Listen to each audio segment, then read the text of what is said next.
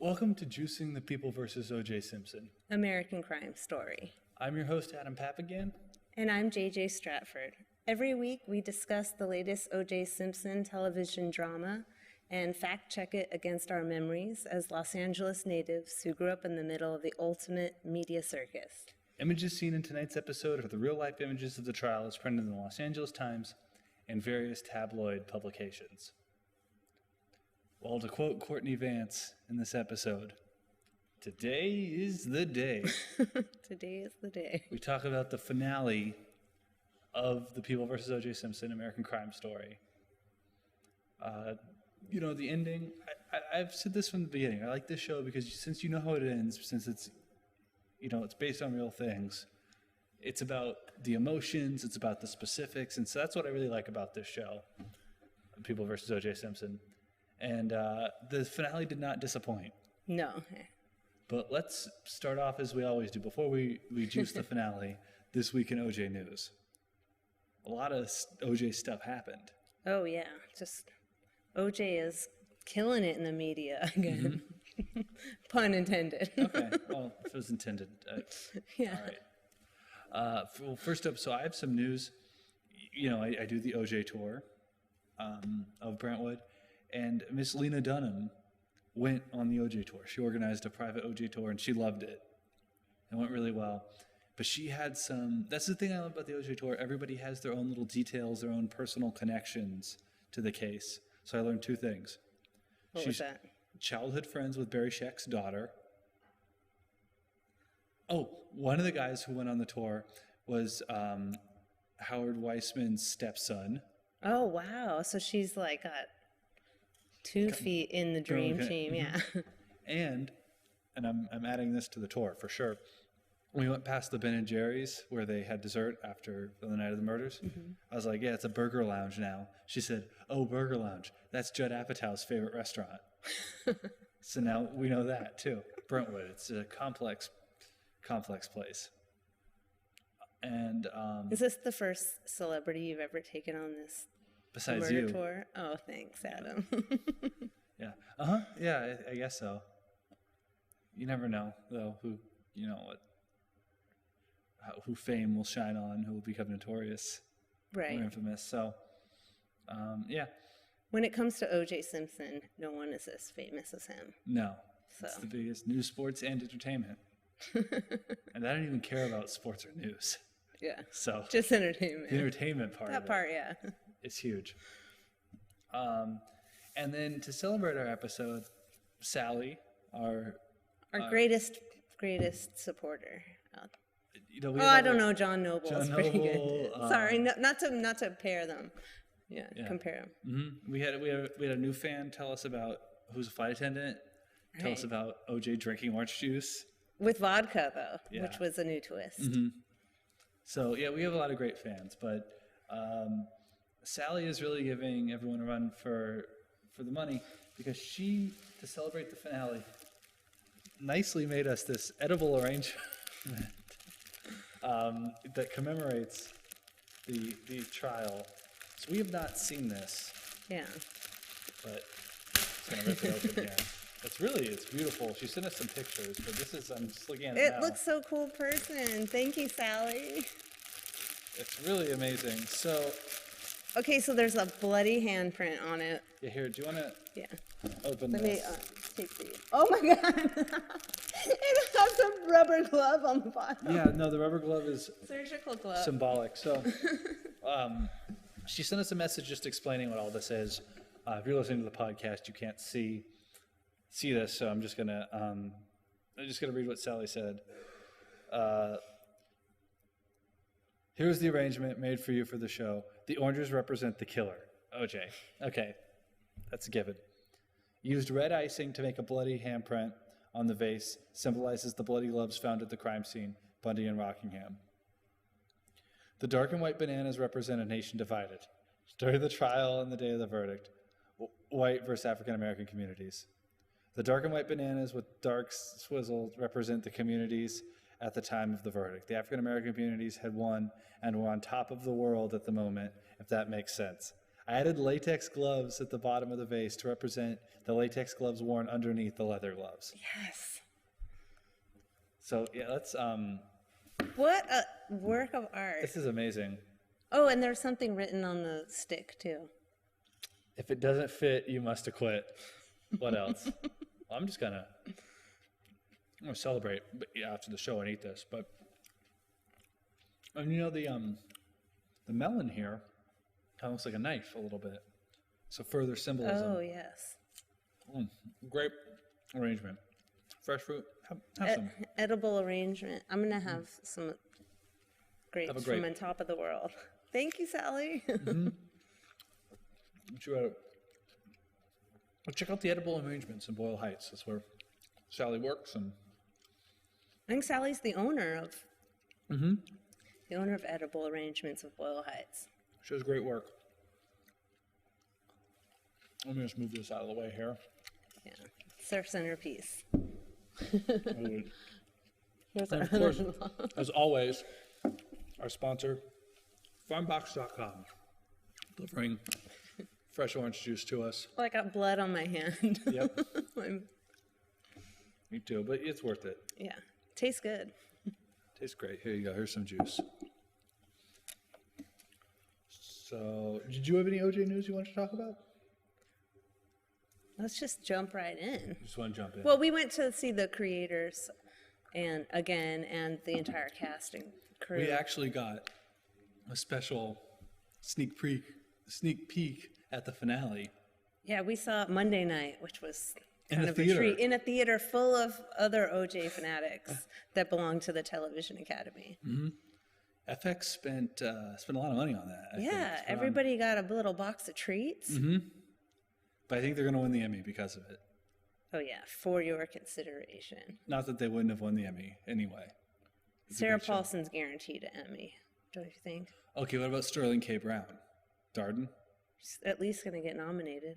He was great. He should win. He's probably going to be in competition with the Johnny Cochran for the Emmy. Yeah, wow.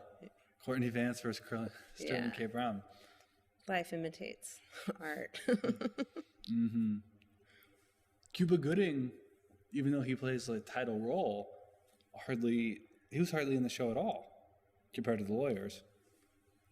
That's what we noticed by the third episode. But he had some lines. He brought it all. He kind of brought it all back around by this episode.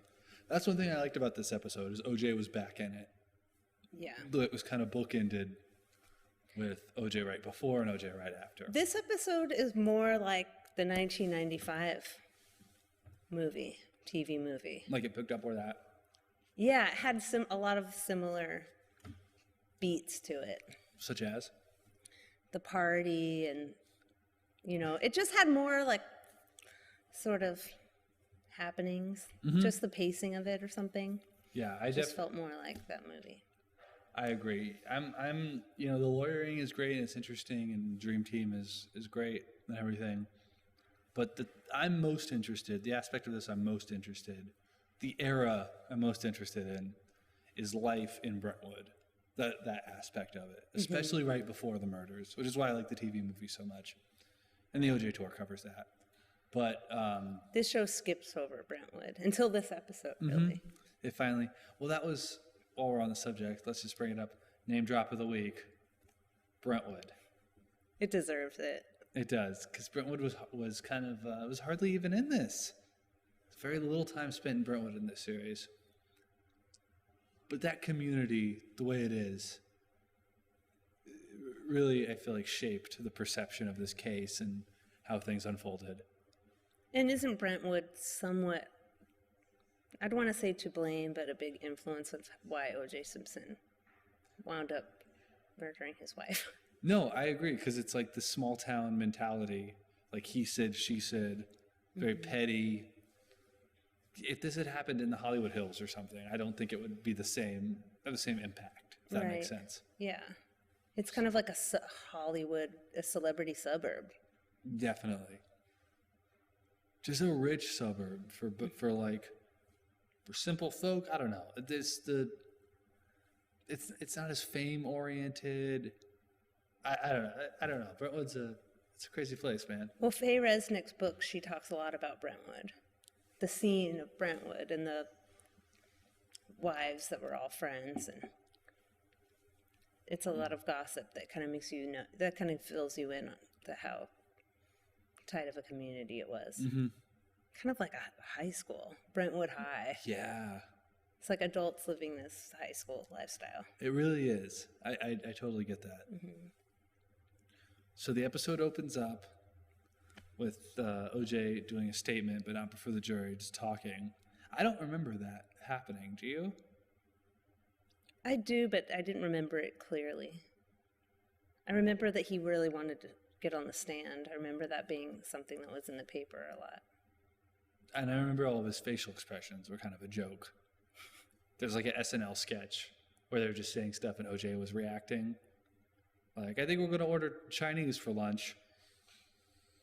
And he kind of like make a face. Like, it was good. So I didn't realize he ever They took had the a stand. really hard time keeping him quiet. So I think that they just thought, we've got this case in the bag. Let him say 2 sentences to the court. But the jury wasn't in the room when he said it. They weren't there for a lot of the stuff, though. Yeah. Which is why it was able to get so sensational. But so he, let's see, so the final statements. Did you think the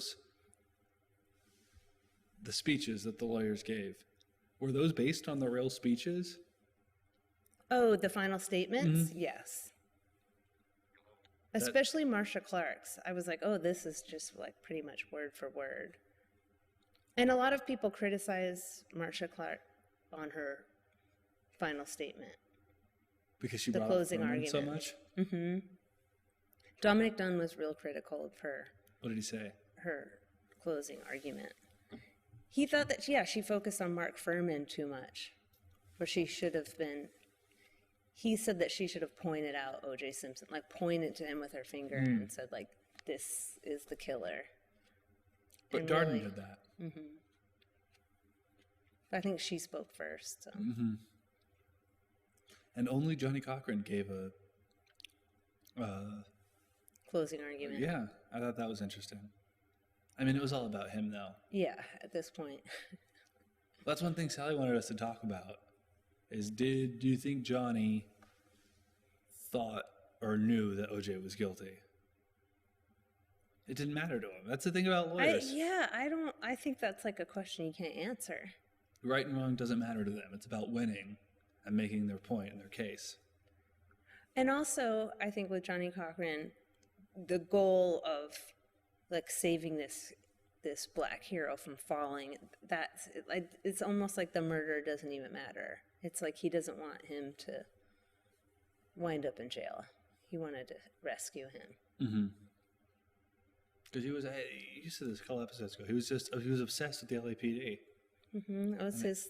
I mean, in this final episode, when they show him like finally the world sees what we have always known, and that was his ultimate goal, was to expose the LAPD, which it did do. And I'm a little controversial about this, but like Mark Furman, he did put in a request for a leave of absence and like asked for help in the 80s because he was having too many violent reactions.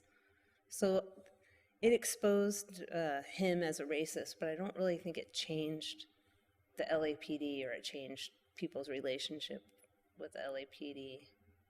No, definitely not. And Darden says that on the show. And who knows if that ever took place. It probably did. The speech, I don't know if it took place, but that's in Darden's book. Oh, it is. That paragraph he was like saying to Johnny Cochran is from his book. Okay. So, what did you think about the 20 death threats to Johnny Cochran? That's what they said. That's what Carl Douglas told him. I'm sure he did get death threats. One thing they didn't do in the show is that the courtroom kept getting bomb threats. Oh, it did? Yeah, several bomb threats during the Bomb trial. threats were big in the 90s. Mm-hmm. You could just call in a bomb threat. Yeah. Hey, there's a bomb under Ito's desk. Nobody has any way of knowing. Man, those are good times. So they have the final arguments. Johnny Cochran's argument was great. I loved the like genesis of him writing his one-liner. Yep. Like, he's like, if it doesn't fit, if the glove's too small, no, that doesn't work. That doesn't really ring. Okay, so here's something I was wondering. When you hear about that, if the glove don't fit, you must acquit. But he says it doesn't. So how did that kind of misquoting in popular culture come about? Because he says even in writing it, he's like, if it don't, and then he stops. But he says if the glove doesn't fit, you must acquit. Like he uses the correct proper English when he says it. I always thought it was proper English. But when you hear people quote him though, they're just being racist. Yeah, I know, right? Yeah. Proving Johnny's point once again. Mm-hmm. Also, I seem to remember when he was delivering that speech, he was wearing a beanie. He was wearing the beanie. Oh, that wasn't in the show. No. That was one of the weirdest things. That was one of the weirdest and like funniest things because you're like, this is like a day that's very tense and we've been waiting, 475 days to find out the verdict, and he's wearing like the knit cap. Was it OJ's knit cap? I think it was, yeah. Why was he doing that? You do your research this week about the beanie. Someone else will tell us. Yeah, one of our listeners, please. I think he was probably talking about the hair. This is not my research. This is based on my memory, but I think he was kind of going through all the discrediting the evidence. And they had to cut stuff. The hat, and then he went to the glove. That's what I remember, but I didn't Google it. That's just what's in my head. Which is sort of, I like to trust more. A lot of the times while we've been doing this show, I just look up in these newspapers. I don't really trust what I read on the internet. So no, you can't. Not at all. Too many facts are hearsay. Mm-hmm. And like the creators of the show said, there's way too many OJ fact nerds out there. It's kind of a waste of time to try to be accurate all the time. I wish they had the beanie in. Fact-checking that they should have, because it was a really weird thing. It was just so weird and goofy. It was kind of like floppy on his head. It was floppy, and he always looked so debonair, and then he has this knit cap on. Oh, right before the closing arguments, that because the family had to wrap up a lot of themes of the series. Mm-hmm. That zoom in on Gil Garcetti. He says, "Marcia, zoom, nail this. Nail this. Oh, please nail this." Were you heartbroken when Darden said to Marcia, "What if we won?" And they're like, "Yeah." And you can only do that on a show where you already know the ending. Mm-hmm. From what I understand, both sides were convinced they lost. I don't think the dream team that they lost. Because they seem surprised when the verdict comes in.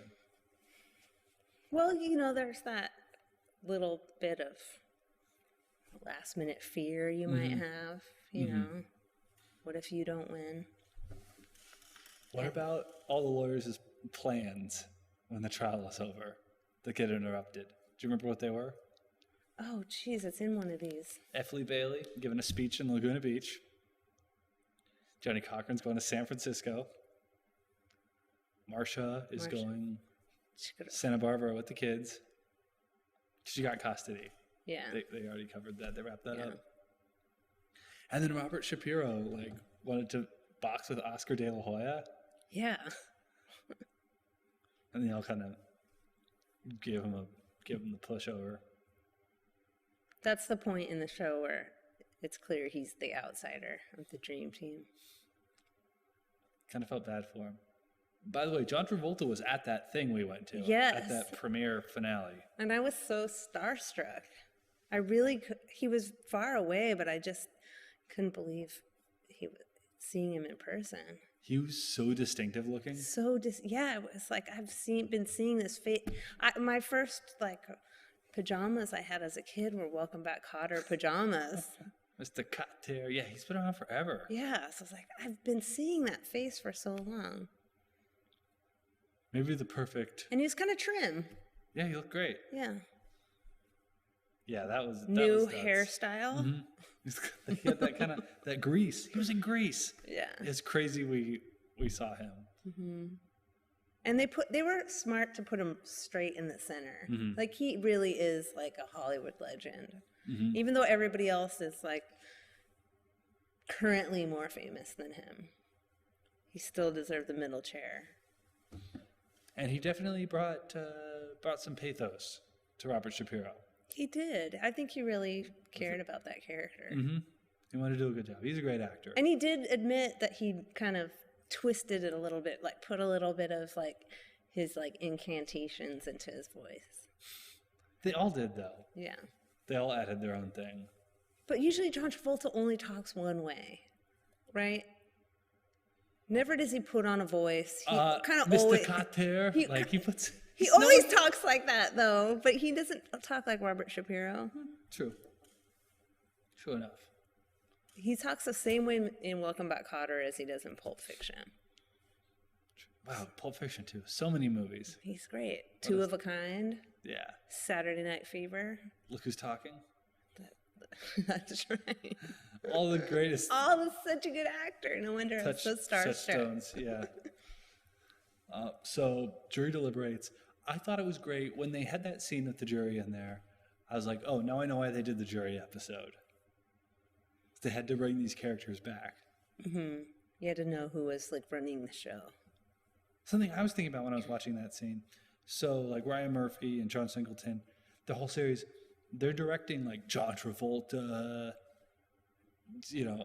Nathan Lane, like these big actors, these really polished, famous actors. Yeah. And then in this scene, the crux of the whole series, they have to direct these nothing actors. Like these like weird like central casting rejects. Like all those people are like not big actors. But maybe this is their big break. Probably not though. It's such an ensemble like this. Right, you're kind of overshadowed by. So it just must have been weird. Like a weird shooting day. Like, oh yeah, none of the stars are here today. Do you think they got the only same extras. kind of meal as like Sarah Paulson and John Travolta? No way. Right, I don't think No so either. way. They got like their set special chef meal, and they probably got a PA picked up some food for them.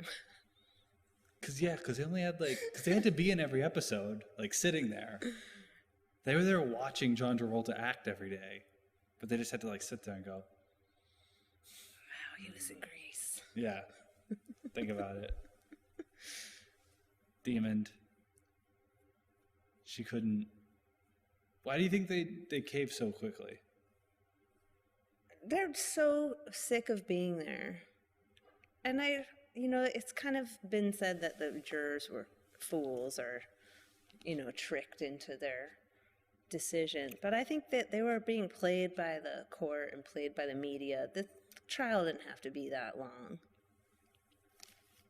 474 days. It says it right there. That's a long time. Yeah, I know. Well, that's after the arrest. They were only there for 10 months. I think it's like 266 days. Yeah, it's a long time. It's the longest trial besides Manson. Yeah. That was rough. Yeah, so... But I also read in the LA Times that they didn't really discuss Furman that much. It actually wasn't like a part of the decision-making. And they didn't discuss the DNA much either. Yeah, not at all. They had already made their minds up, I feel like, most of them. Mm-hmm. We're just mad. So you think they manipulated the demon? Is that her name? Yeah. I think, because she'd probably been getting hated on, like, for months at that point. She's like, whatever, I'm tired of these people. I just want to go home. Mm-hmm. So then, OJ, the prison guard, he had his whole cell block to himself. That was special treatment. And the prison guard liked him. He signed the football. That was weird. Well, that was kind of I think a hint at the fact that he had really loose rules for someone in jail. Mm-hmm. Like, OJ has some kind of, like, carte blanche. He gets to do whatever he wants. But there was some poetics going on in that scene where O.J. Simpson is like shaving, and he's like shaving his neck, and he's like, I hope I don't cut myself. Did he say that? Yeah. I don't remember that. He's all blade me, and then he's shaving. Okay, so here's something I thought was weird. Like, because you can kind of tell when they, like, even the show's supposed to be realistic, but they kind of, like, one thing will just stick out as being, like, so weird. Mm-hmm. When Johnny Cochran wanted the Nation of Islam to escort them into the courtroom, and Robert Shapiro's really mad, and he's like, these are the same people who say that some Jews are the devil. They think that all Jews are the devil. That was a weird... That's, like... They don't want to be on the Nation of Islam's bad side. Well, yeah. I mean, I wouldn't either, but I'm just saying, like, of all the groups to cater to, this is a hateful organization. Scott and Larry are Jewish. I don't know. I thought it was... You better be careful. I'll tell him you're Jewish. Yeah, and then, I thought that was weird. Some Jews are the devil. I don't know. That kind of, like, took me out of... Maybe they had a right to say some because they were lightening it up for television. It was just something about it that was like really weird, and like that like just totally took me out of the reality of the show. I don't know, something about that. I had that in my notes. So OJ is acquitted. Scene with the Goldmans in the car, where they kind of foreshadow the civil trial. Hey, so here's something I found out that I was waiting to tell you till we were on the air, because I wanted to get action. Fred Goldman works at a Nordstrom's in Phoenix. Did you know that? I knew he lived in Phoenix because my friend, maybe it's the same friend. Do you know Brett Sweat? No. Oh. He told me he sees him like once a week. He sells ties at Nordstrom's. Think he'll be on our show? No. No. So when I heard that was just so gnarly. He's like, because like people are like seeing him and stuff, and like his son's dead. You don't want any of this. Yeah. I was surprised the show chose to show the Goldmans in their car, which I thought was the most powerful thing that the Goldmans did was when the verdict was read and Fred addressed the press and said that, kind of broke down in front of the press about it. Oh yeah, he did do that. And they didn't include it in the show. Instead, they did this like fan fiction of them in their Mercedes. Like, what are we gonna do now? Darden crying in front of the press, though. That did happen. That was real. I remember that. Well, have you watched the Oprah Winfrey interview with Christopher Darden? No. It's pretty good. He talks about that. He just said that he was up there and he felt like he was going to become another OJ or another Johnny and just like lie to the public. And he just didn't want to play the press game. He just broke down. Just sort of like a heroic thing for someone to do. Mm-hmm. What a loss. I mean, can you imagine how they were feeling? It's one thing to fail at something and not represent someone, but to do it on television. What did you think of all the actual footage? Like the news footage, the Oprah footage? I kind of don't like it. I think it's weird because sometimes they do, I don't know. It's weird. It just starts to mess with the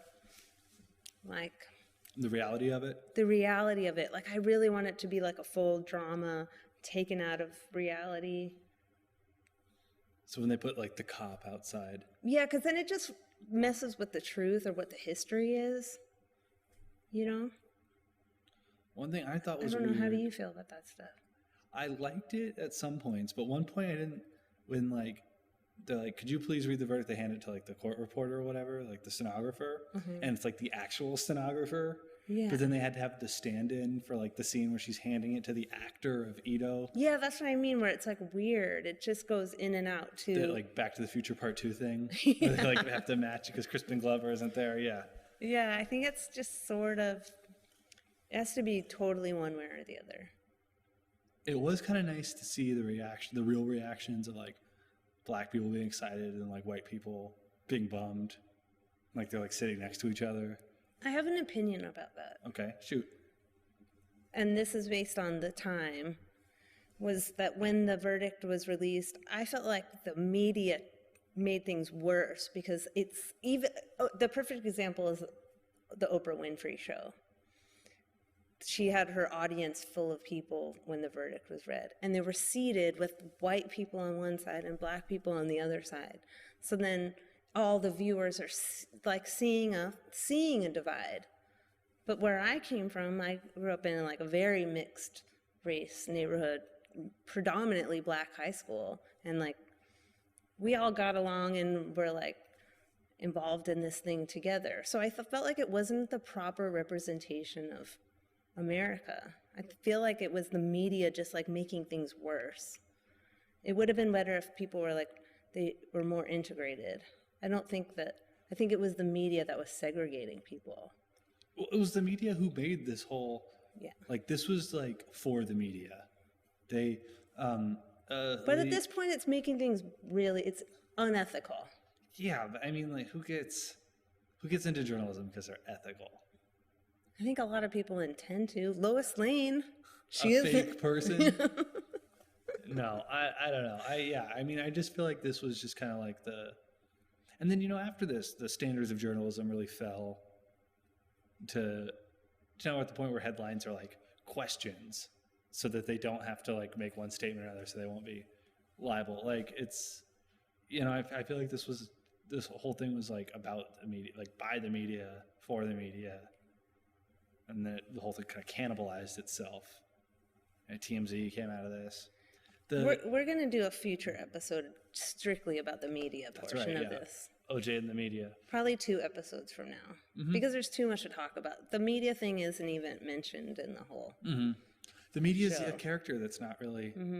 The media's underrepresented. Ron and Nicole are that's my only... But the show was made by the media, though. Exactly. It's part of... They had that vintage Fox News logo on there and stuff. Oh, they've had KCOP, Channel 13. Yeah. Easter eggs for the Angelinos. That was great. See, we're being blinded by the media again. Yeah, but I like to be blinded by the media, but I also like, sometimes it's just too much. And that, I really think that, I don't know, they didn't need to do that with the verdicts. I mean, there's like they did it a lot in the paper too. Like they put these charts out here. They show, they just show how people reacted to it. Like these are just like what white people think in the Burbank Leader. It was inevitable. It was a black jury. That's it. Wow. Crazy, huh? Well, so when they were showing the people celebrating, out in the streets and stuff, there's a guy in a chicken suit. Did you notice that? I did not see that. Yeah, they had which must have been a real thing.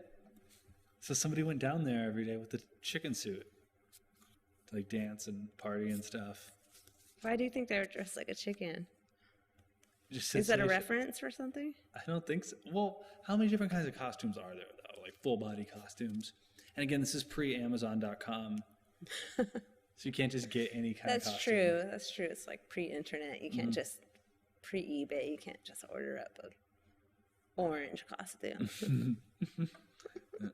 So OJ is, I liked all the aftermath where they like wrapped things up for not every character, but the Darden and Clark wrap up was a little disappointing. Not disappointing, but I don't know. I felt like they're just like, well, let's just go get a drink. Because that's what. But why did they have to go get a drink when they keep it in their desk? I know. I thought that they were gonna pull it. Yeah, I was like, well, they needed to walk out to that Nina Simone song. That's right. Who's known as a civil rights activist. That must have been intentional. Should have been a Doors song. Yeah, it should have been. This is the end. Yeah. This is the end. That's what she wanted to listen to when she went home. I don't think Marcia Clark listened to Nina Simone. She would nowadays, because the new version of Marcia Clark does. Mark Furman definitely didn't. No, he didn't. So then Johnny Cochran is satisfied with his Clinton talking about it and stuff. So he got what he wanted out of it. I found that to be kind of a sad scene because this whole media fiasco happened and he got what he wanted, but really did it improve anything? Well, we're talking about it. There's a show about it. Maybe. I don't know. I think it starts with the police. There needs to be police reform. Yes. With the way they treat people. Mm-hmm. Because it's, 20 years later, it hasn't changed one bit, even after they sacrificed Mark Furman and exposed the... Well, Johnny was at least happy about it. I thought it was just going back to the Q&A. Do you notice how, most of the black actors refused to take a stand? They were, avoiding the question of whether they thought O.J. was guilty? They said that at the time they were excited that he got off. And that this made them reflect on it, but none of them were because he's guilty. Only Cuba Gooding Jr. avoided the question, from what I remember. No, so did Sterling K. Brown and Courtney Vance did too. Oh yeah, I forgot Sterling did. They all kind of did. Well, and then when they were talking about Johnny Cochran, and then Courtney Vance was and then he died 10 years later. They were correlated. That was weird. I don't know, I guess it's still a controversial subject. People are still emotional for a lot of people. Yeah. So it's not black and white. It's orange. It's orange. It's not black and white, it's orange. So let's talk about kind of the epilogue to the series, which was those last couple scenes of OJ going home and realizing that his life was going to be different. So he gets home, his family's in it. They're very bitter and cynical about the whole thing. His son gets him the puppy. Why'd they show Cuba Gooding's butt? I don't know, but when they showed it in the theater, everyone started laughing. Which I thought that was really funny. Yeah. It was weird. I don't know. They didn't need to do that. Maybe they were being reverse sexism or something. They show a lot of girls' butts. Maybe they just want to... Not on this show. That's true. In fact, I've seen... I don't really want to see anyone's butt on this show. No, none of them. Maybe Connie Britton. Faye Resnick. Faye Resnick. Yeah. Or Selma Blair. Yeah. But she was hardly in the show at all. She didn't even make the finale episode. Mm-mm. They didn't include the Kardashians in the postscript either. With the Where Are They Now thing. But anyway, Good. So OJ takes a shower, kind of symbolizing him washing away And just being in the rich life again. And he started crying. Yeah, he caught a reflection of himself in the mirror and started crying. I don't know if sociopaths do that, though. But OJ has a weird, and if I did, he has a weird take on being diagnosed as a sociopath. He's like, well, all eyes are on me. I'm a famous football player. So I'm sports news and entertainment. Yeah. So I don't know, maybe he recognized how sad it was as an OJ fan himself. Maybe he just wished Nicole was there to hang out with. Yeah. I do definitely think that he loved her and wishes that he didn't kill her. Or that she was still alive and they'd been able to work things out. Mm-hmm. But so he gets the dog and they have the big Star Magazine party. Did you find any of those $400,000 pictures? Mm-mm. I would love to see him. So at the party, AC is still there, still being a good friend. And he wants his table at the Riviera. Now this was a popular contender for Name Drop of the Week. Because Riviera is a real country club in Brentwood, just right down the street from where he was living. So he realizes he's not welcome there. Oh, what about the scene when like he's talking to the waiter. He's like, "Did we play golf?" I think that was because like none of his like white Brentwood friends came to that party. It was because he starts talking about guys. Jerry. He mentions Jerry in another episode too. They wanted Jerry from the club to come. I wonder who the real Jerry is. Yeah. But I think before the DNA evidence, once the DNA came up, everyone was just convinced. Brentwood was convinced. But he killed her. See, I took that scene with the waiter to mean kind of like, because Cuba Gooding said that he researched CTE, and he was playing the part as someone who had like head trauma, who like didn't really. He was kind of like going squishing on. his head. Yeah. So I know I kind of took that as part of that. So then Robert Kardashian puts his Bible down, takes the Bible out and leaves it at OJ's house, symbolizing losing faith in his friend, I think was the symbolism. Or, it could have been, you need the Bible more than I do. But he needed the Bible himself. I don't know. I thought that was the symbolism of him losing faith. So he's out. And then OJ goes outside to look at the statue of his playing days. What happened to that statue, do you think? I know what happened to it. You know what happened to the statue? Where is it? Flavor Flav owns it. Whoa. How did he get it? I'm sure there was an auction. OJ needed money. Yeah. So where is it like in Vegas? Where does Flavor Flav live? I don't know where he lives, but it's in his backyard. There's pictures online. I'll put it on our Facebook page. Yeah, because I didn't know about the statue. Wow, that's an ultimate piece of memorabilia from this. Better than the gloves. Isn't that the best person to own it? When Michael Jackson died, Flavor Flav went to the Jackson's house in Encino and like rang the bell and was like, "Hey, I'm really sorry." Like he made like a house call. Flavor Flav is one of us. He's a good person. He is. He has 1 million kids. Also, when Michael Jackson died, it was a little off subject, but no, Michael Jackson always comes up. Yeah, MJ always comes up. He was in this series even. Mm-hmm. I went to UCLA where, like, he died, like the hospital, and a bunch of people gathered, and New York from Flavor of Love was there. Like, she was also interested. That's something that her and Flavor Flav had in common. Oh, really? Oh, they wow. both were interested in Michael to the point where they would come see things. So, I can't wait till Flavor Flav calls you for O.J. Simpson tour. Oh, man. Him and, like, all of his kids. I'll have to get a school bus or something. Oh, my God. Well, Flav, if you're Mr. F, if you're out there listening, if you want an O.J. tour, it's on the house. But I want to visit the statue. I want to see the O.J. Simpson statue. But, yeah, great series. Anything you want to add?